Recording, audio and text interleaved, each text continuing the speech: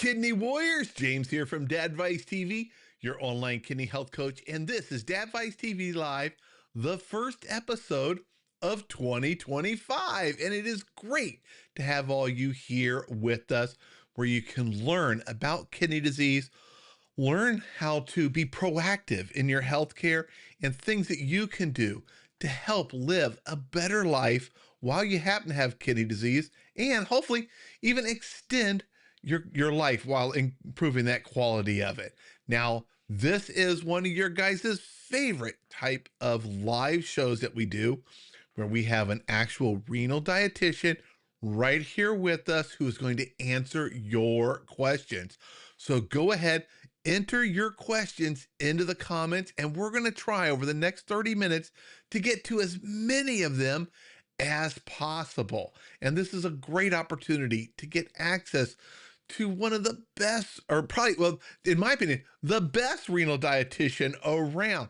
She has an amazing Facebook group that you should be a part of, and a great website with blogs with tons of information and a search that works. So you can go to her website, search for things that you want to learn about, because the kidney diet gets really confusing, and find honest information that's helpful, that is approved by an actual renal dietitian. That's someone who knows all about kidney disease. So let's go ahead and bring her on. You guys know exactly who I'm talking about. It's the renal dietitian from plantpoweredkidneys.com. Please give a big round of applause for Jen Hernandez. Hey, Jen, how you doing? Hi, James. Happy New Year. Happy New Year Happy to New all of Year. you. I'm doing really fabulous. I'm so excited to be here. Really excited to kick off 2025 with you all as we get started. I know now is the time of year that everyone is very excited to start a new year, making plans for making changes in their life to better their health. And hopefully, it's not just kidney health, but overall health, which does still lead into kidney health. And whatever you're thinking about doing, I would love to chat with you more about it here. If you want to post those, if you want to do Q&As, of course we do Q&As. If you want to share your goal, I'd love to support you along the way. Maybe give you some ideas or talk about some other ways to consider the goal that you have in mind. Whatever it is, I'm happy to do that with you all tonight here on Dadvice. Now, if you do want to learn more about me, you can go to the plantpoweredkidneys.com website. As James mentioned, we have so many articles, tons of information there for you to take a look at.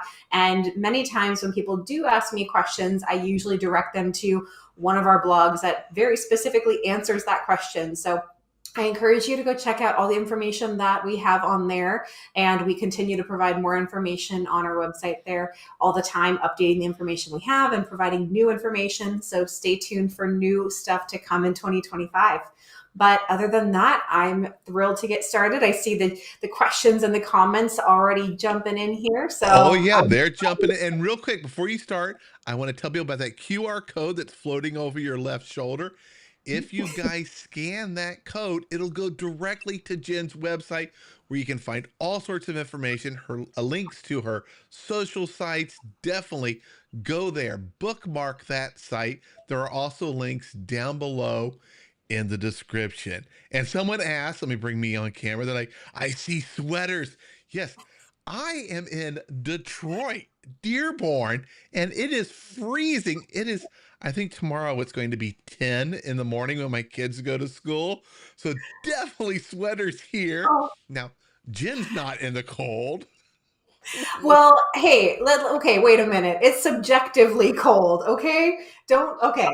I will say, yes, I'm wearing a sweatshirt. My sleeve is pulled up still. I always push up my sleeves. I'm, okay, I'll complain. I'm in sunny Florida. It is a chilly 60 something degrees. Oh Maybe my it's, hey, goodness. it's 59. It hit 59 degrees. It is cold. So, So it is you currently know, 24 here. I'm looking at my watch. 24. it's all subjective, James, okay? We can all be cold in our own weather. Yep. All right, and I see we have I think it's the first time I've seen Wisconsin grandma, and she's asking a lot of great questions. So her creatinine is 1.12. Should she be worried? Wisconsin grandma, let us know your age, because that plays a big role in your kidney function. As you get older, a lower kidney number may even be normal for your age. But she's wondering, should she, she only went to a dietitian once. Should she continue to see one? And of course, like so many of us, and I'm in that boat, when you get kidney disease, it is so confusing about the diet. So can we share some tips for her? Yeah. So right off the bat, the thing that kind of jumps out to me, like I'm kind of reading the questions almost in a backward sense. Kind of. I'm just messing around with them a little bit because the last question, I'm so confused on what I should eat for the kidney disease diet. And then back up to the next question, should I continue to see a dietitian? I think your answer is right there in your question. If you are confused about what to eat, then absolutely working with a dietitian. The gold standard is working one-on-one. So a dietitian can look at your labs and can talk with you specifically about what you're eating compared to what your labs and other aspects of your health say. We don't just look at labs, we look at other things like how much you're sleeping, how much you're working, how much you're exercising, how does your day look?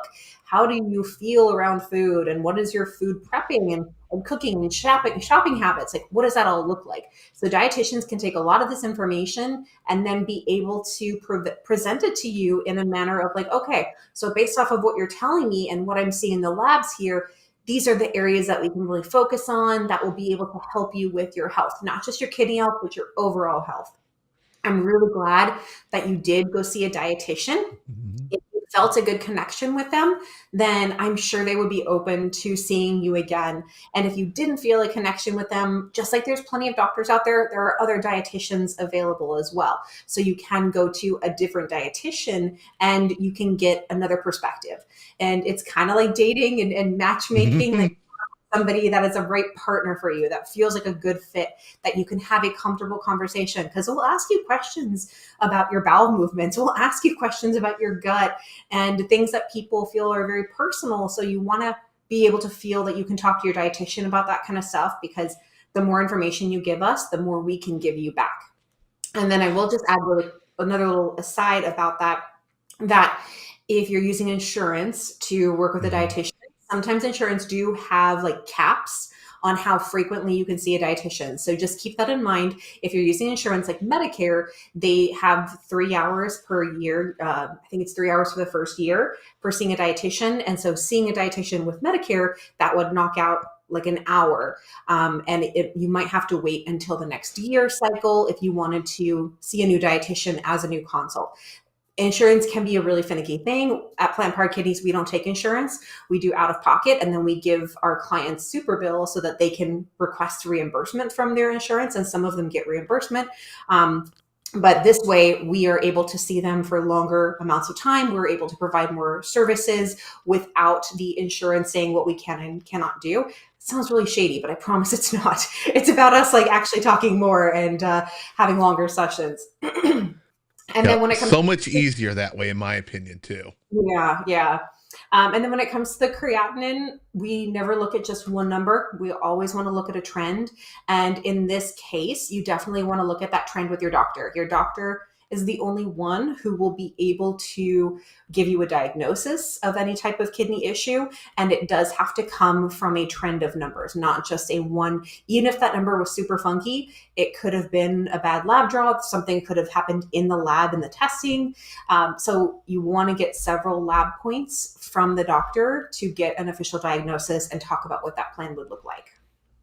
Very good. Why don't you take a look at the questions, Jen? I'm going to share one more point of view on that about the importance of that relationship. Now, Jen and I got in touch because I did a video about my first experience with my first dietitian. It was not a positive experience. And I'm glad that Jen reached out, because then I learned they're not all the same. You got to find one that you like, and I then went back, found a dietitian. Her and I clicked great. As a matter of fact, when I went in there, she asked me a lot of personal questions, what I like to eat, what I don't like to eat. And she had so many samples and recommendations that she shared with me while she took the time and put together a lot of information and kind of diet, kind of meal plans for me to help get me started. But the important thing is a dietitian doesn't just give you, here's what you need to eat. They're giving you the tools to build your own Mhm. plans, to find, to figure out, hey, this is what works for me based on my labs, my own personal experience. So I 100% recommend everyone to work with a dietitian. It is so worth it because you're going to get the skills to be able to eat what you want, even during the holidays, going to a festive event. You don't have to say no because you'll have the skills to know, here's what I can eat while I'm here, to not put me, way off a track with my diet. And you'll also learn that if you go off track once, it's not the end of the world. So you feel better. All right, Jen, which questions do you want to take?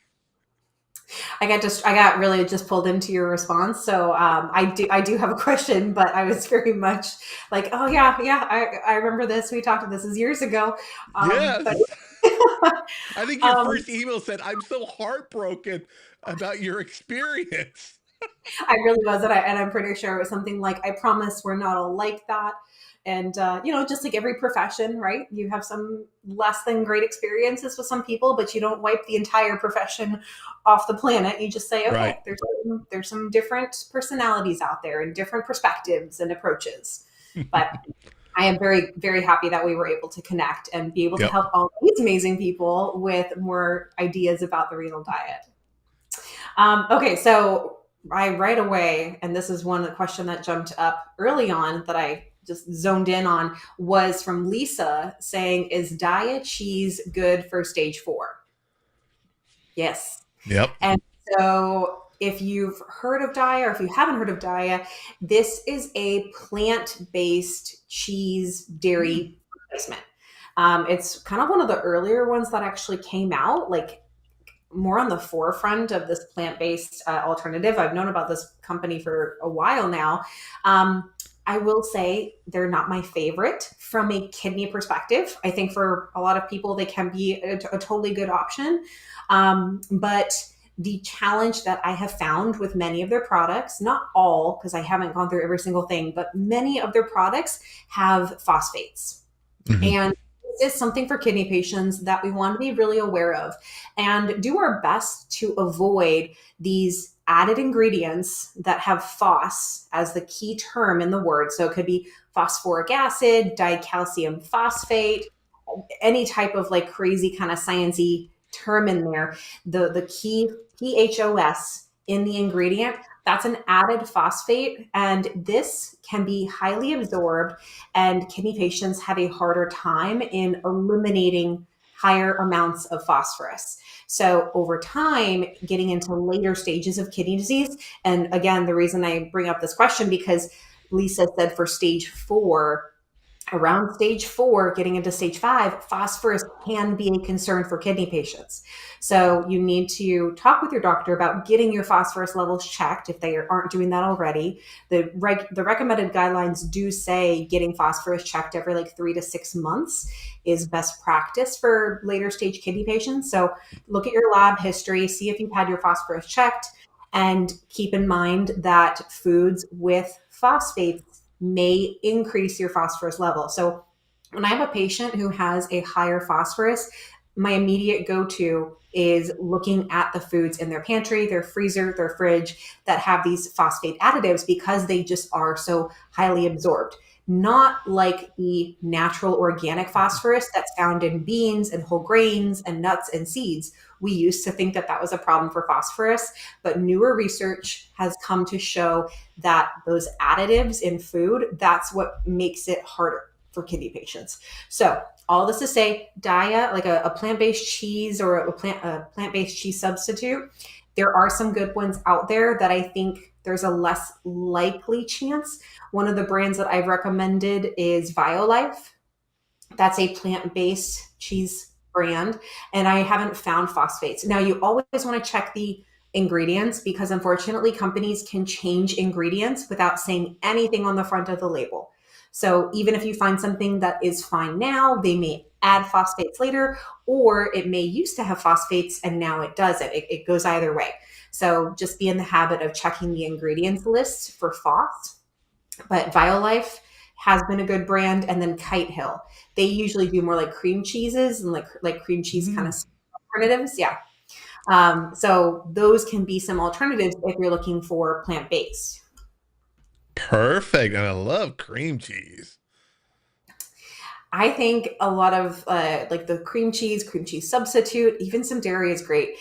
Kidney patients can have lower intake, eat lower amounts of calcium, and calcium is still important. So again, at Plant Powered Kidneys, we talk about having a foundation of plants, but not necessarily being totally avoiding all animal products, because yogurt, some cheese, cottage cheese, cream cheese, this provides calcium, which can be really helpful for our bones too, which also segments into or moves right into a question from Miss Wisconsin Grandma, who said, does a person with stage 3B kidney disease have to stay away from dairy? And I hope you know my answer to this right now, because I already kind of gave it away, but it's not something that somebody in any stage has to stay away from. The thing to know about dairy is that it will have protein. It will, in some cases, have saturated fats. It will have phosphorus. It will have potassium. Now, the protein, we do need protein. Even if we're in later stages and maybe on a lower protein diet, we do still need protein. Our body still needs protein. The challenge is just how much protein our body and our kidneys can handle throughout the day. So we do need some protein. We do need potassium and even phosphorus. Now, the phosphorus that usually comes from dairy, if it's just natural, like just milk or just cheese, if it doesn't have those phosphates, that kind of phosphorus is absorbed at like about 60-ish%. So it's absorbed more than beans and whole grains, which is absorbed around 40 to 50%, sometimes even a little bit lower. But the additives, the ingredient, that's like 100% absorbed. So it kind of falls like in that upper middle range. But you can include dairy. And in fact, for people with kidney stones, having that calcium-rich dairy with your food can really help prevent calcium oxalate kidney stones. So again, that's a specific reason to encourage some animal protein. But again, when people aren't getting enough calcium, this can be a problem for kidney patients. So I don't recommend staying away from any kind of food unless you have specific directions from your healthcare provider and a detailed explanation as to why you need to avoid it. And Wisconsin grandma says she lives in she lives in Wisconsin, where they are known for eating lots of cheese. Yeah. And Am I going to be the one to tell grandma she can't have cheese in Wisconsin? No, I am not going to be that person. and she also said she's making an appointment. Thank you for all your advice. She is making an appointment with a dietitian. You go. And as a matter Oh, of fact, great. Wisconsin grandma, you are 67 in stage 3B. If you don't have significant protein in your urine, Dr. Rosansky, who's here every month, would say this is not something to be worried about. Just do healthy things, keep your blood pressure under control, staying active, eating a heart healthy diet. We take care of our heart and our kidneys will be happy. Um, unless you have some other underlying condition that puts you at risk. Mhm. So hopefully this was helpful for you. All right. So we've got some more questions. We've Okay. got quite a bit. Yeah, I've got to comb through everything. Um, Well, Irene just commented, Irene from Scotland, which I went to Edinburgh last year. I don't know. I think maybe I told you that off camera, James. But yeah, I went to Edinburgh last year, and Scotland is absolutely beautiful. I would be so blessed if I could go back and visit again. But Irene, I totally understand. The holidays. There's a lot of food. There's a lot of festivities. There's a lot of comfort food and traditional foods, which it can lead to a little bit of overindulgence, but it's not going to derail the big picture. And one of the things I do want to encourage you and everybody is don't feel like you need to pull the reins back so tightly after the holidays, because that can lead to this yo-yo dieting and this frustration and this food fear, weight loss. There's a lot of challenges that can come up if you feel like you have to be so 100% perfect with your diet. That's not the case. And your kidneys are very, very still much working, and they're still going to be able to adapt. So you can still enjoy some of your favorite treats and things like that. But think about the big picture. Think about the things that you're doing on a day-to-day basis. And the bigger picture is really what's going to be pushing you forward.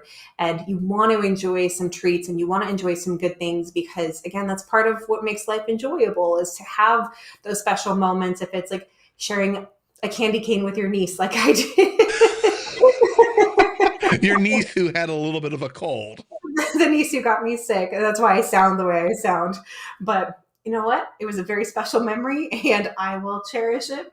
But again, it's really about enjoying these memories with our families. And we don't want to look back and think that we had to give up so much of our life if we're not going to be able to look forward to things in the future. Yep. So give yourself some grace. Okay. So the next question I see is from Lori. It says, hi, I am 3A with a GFR of 55. How do I know how concerned I should be about oxalates? I don't have any kidney stones. This is a really good question, and something that comes up a lot in the kidney universe. And this is something, and not just the kidney universe. I feel like the general public is getting a lot of like negative stuff about oxalates lately, which, you know, somebody's got to say something mean about food just to get attention. But oxalates are fine. They are not going to be a problem if you don't have something in your body that is reflecting a problem. And what I mean by that is you can have your blood oxalate level checked and you can have your urine oxalate level checked. And if your body is showing that it is managing the oxalates that you're eating just fine, if those levels are fine and you don't have kidney stones, there's no reason to be concerned about oxalates. We have so many things that we talk about when it comes to a kidney healthy diet. We talk about potassium and sodium and protein and phosphorus and our gut and fiber. And we talk about all kinds of things. Let's not make it even more complicated. I know that it can be really easy to fall into this stuff when people are saying, oh, but it's so bad for you. No, it can be bad for a person if they have high levels, if their body is showing that it's having a hard time not balancing it. But again, if you're not having kidney stones and you can talk with your doctor about getting other levels checked just to be safe, that's fine. Have that conversation with your doctor. But the reason I caution against this idea of being worried about oxalates is that there are so many very nutrient-rich foods that are high in oxalates. And when we say that we can't have it because of that one thing, we tend to forget that we're also sacrificing all the other nutrients that come along with it. Like spinach, for example. Spinach is high in oxalates, but it's also a source of vitamin C and potassium, antioxidants, and fiber. It has all these really good things for us. So why would we, what's the term, like throw the baby out with the bathwater? Like, why would we, just totally eliminate this food on something that's not been justified to be a problem? Now, if you do have higher levels of oxalates, if you have higher blood or urine levels, then maybe a lower oxalate diet might be helpful. But I will tell you, and this also comes from my good friend Melanie, who's the kidney dietitian, she focuses on kidney stones. It's oftentimes related more so, in controlling sodium intake, following a low sodium diet, drinking a ton of water to help flush out the oxalates, and back to an earlier point I made, getting enough calcium with those oxalate-rich foods. And the calcium binds to the oxalate so that it doesn't become a problem in the body. There are other approaches, other things that can be done before eliminating foods that are rich in oxalates and other nutrients. Now, you mentioned drinking plenty of water, and we have two people that ask questions about water. One asked, is oxidized water good for kidney health? They're stage 4. Another one asked about hydrogenated water. Okay, I got tongue twisted there. Water. Also about coffee and black tea. And I know a lot of people, we get these questions from time to time about the different types of water out there. Can you help shed some knowledge on those? Yeah, I guess the biggest takeaway, I'll dive into more of it, but I just want to hire these water companies marketing teams because they are doing fabulous. They're getting their salaries worth It's because water they took water and they're like, but we made it special. and You guys, expensive. yes. Oh yeah, by the way, it's $10 for this. No, you guys, please, if or when research comes out to say that hydrogenated water, that these pH balanced waters, if research comes out to say yes, this has been researched and studied and proven to be helpful for kidney patients, I want to put that in there specifically for kidney patients, then I will come back and I will say, hey guys, yeah, sure, if you can invest in it because it's expensive, if you can do this, then do it. But until that point, I am not going to be promoting a very expensive source of water. And some people I know, they talk about getting like these systems put into their homes for their Oh, own. It's expensive, like thousands of dollars. We can take that money and do so much more that's been proven, shown mhm. to truly help. So the whole idea about this is rebalancing the pH in your body. And with kidney disease, there is this imbalance of pH. The body tends to lean towards a more acidic side. Now, dietarily, we can help reshift this. And the way we do this is by focusing on PRAL, which stands for potential renal acid load. I'm not going to get super sciencey with you guys about it tonight. We have an article about PRAL on the website, and you can go through. It's a very hefty article with a ton of information and a PRAL calculator in the blog too. But PRAL is a calculation of these nutrients that compromise this kind of overall result in how acidic the food is in the body. And we can apply this to a single food. We can apply this to a meal. We can apply this to a day. We can apply it however we want because it's looking at the amount of phosphorus and protein. And then it's taking away the amount of potassium, magnesium, and calcium. In the typical American diet, we are much higher on the protein side and we're not really great with potassium. So the regular American diet is already shifting to a more acidic style. It's shifting to a more acidic way. But if we can be more moderate with our protein, don't go crazy on protein, and we can increase the potassium. And some people think like, oh my gosh, high potassium. I'm People aren't getting enough potassium to begin with. I'm saying just don't go super strict on it unless you've been given specific instructions and directions as to your potassium. But otherwise, including more nutrient rich foods helps rebalance this. And that's how we can help the body and the kidney support balancing this whole pH imbalance that's going on. Not the really expensive water that hasn't been proven to do anything. We're not there yet. Again, if the science comes out, happy to look into it and talk with you all about it more, but there's not research now to say it's going to do anything except for empty out your wallets. Yeah, and believe me, everyone, if it gets proven that a certain water is better, I will stop drinking the tap water that I drink. I add lemon, strawberry, watermelon, frozen black cherries are my favorite, and Mhm. I just blend them zoop, zoop, zoop, zoop, real quick, and it gives me a lot of great flavor. If you go back 5 years, I've had this bottle for over 5 years. I got this at Target. I think it was like $15. It's done me good, and I've drank a lot of water. I'm doing fantastic, and it's just regular tap water. So stick with that. Now, there was a water question that Laura asked real quick, which I have some experience with. Says she uses a water softener with salt. Does she need to drink bottled water? When I first started, my kidney function was extremely low, and I was able to have my water tested at how much was coming out of the faucet. And I was able to it told me how much sodium was in there, and I was able to do the math to figure out how much I would be getting drinking, however many ounces I was drinking a day. And I just made an adjustment to my diet. There is some salt in there, but it's not very much. So I wouldn't worry about that, Lori. Yeah, I always say like as long as you have access to safe water, whatever that looks like, safe water. And in the United States, most people have access to safe, clean tap water. So that can absolutely work. So Staying hydrated, very, very important, but it doesn't need to be super fancy or super crazy. Yeah, and we are at the end of our time. Can we get one more question in? Actually, I was going to try to like, there is a couple of them that I feel I would at least like kind of give some directions to. Perfect. Perfect. Because, okay, so Karen asked about any pre-made low or no sodium soups. Okay, Karen, we've got an article. I sent you articles, Karen, you know.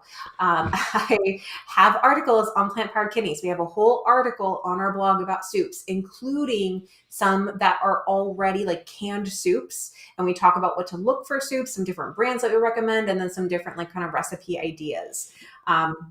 So check that out.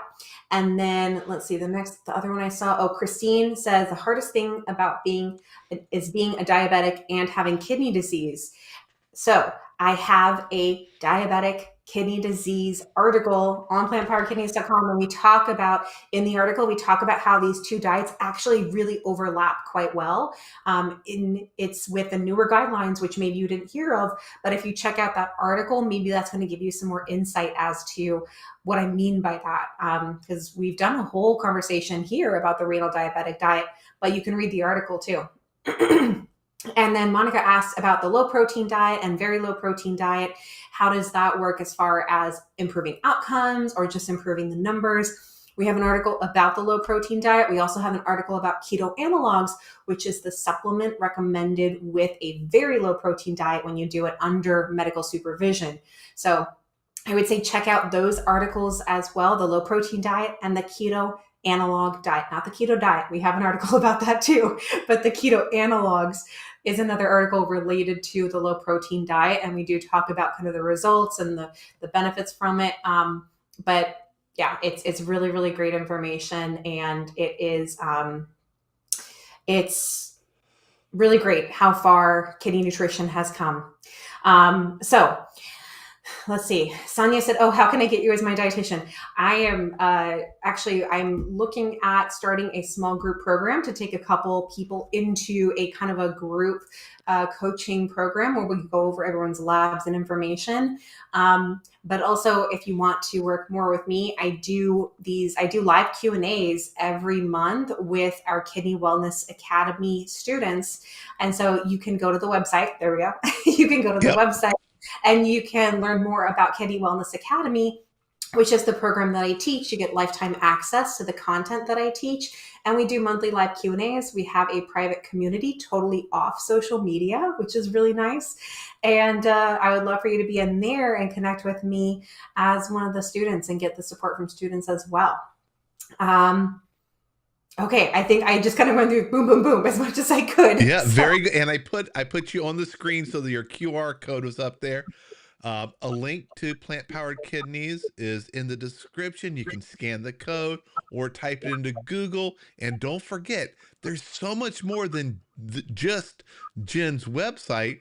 There's also her Facebook group, which not only are the people in there supportive and helpful, there are so many recipe ideas that people share and they take pictures of their food. So you're going to see there's so much variety to eat, to enjoy your meals while you happen to have kidney disease. It is an amazing resource for everyone. All right. Thank you so much, Jigs. We're at the end of our call for tonight. Now, everyone, next week I have 2 live shows. A brand new kidney doctor will be joining us, Dr. Rick. He's going to share a lot of information about gut health and its role with kidney disease. That's on Tuesday. Then next Thursday, Dr. Rosansky is here to talk about stage 3 and some other stuff. So make sure and join us next week. Jen is here the first Tuesday each month. Typically, I don't think we've ever missed one of them. We've at least rescheduled if we had to change it. Yeah, it's at 6 p.m. here for half an hour to answer your questions. Please give this video a thumbs up, share it. It helps get this information out to more people through YouTube recommending it. This is the type of information as kidney patients we all need to help us feel better, to take some of this burden and this worry off of our shoulders. All right, thank you so much, Jen, and I'll see you all in the next video. Bye, everyone.